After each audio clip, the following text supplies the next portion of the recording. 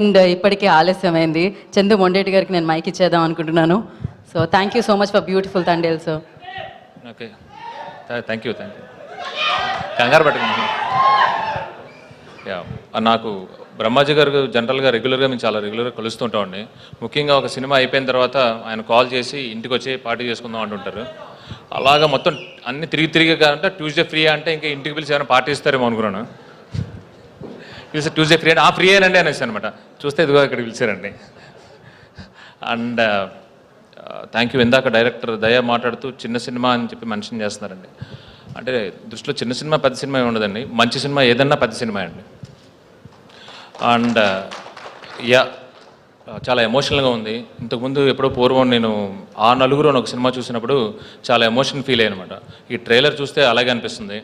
So caste crew అందరూ ఎంత emotional journey ఉందో ఈ సినిమాలో అర్థమవుతుంది. Thank you very much. Looking forward for 21st. Thank you అండి. సార్ మీ బాపు గారి గురించి ఓకే, అంటే నాకు జనరల్గా మన ఇతిహాసాల మీద మన హిస్టరీ మీద చాలా ఇష్టం ఉంటుందండి. నాకు తెలిసిన కథలని చిన్నపిల్లల నుంచి పెద్దవాళ్ళ వరకు నాకేం తెలుసో నాకు ఎంత తెలుసో చెప్పాలంటుందండి. సో ఆ రామాయణం మహాభారతం భాగవతం నేను అంతలాగా సుందరకాండతో సహా దగ్గరుండి చదివాను అంటే అది మా నాన్నగారి వల్లే. దానివల్లే నాకు కార్తికేయ 2 వస్తుంది. ముందు తర్వాత సినిమాల్లో కూడా అది వస్తుందండి. థ్యాంక్ యూ అండి. Thank you very much.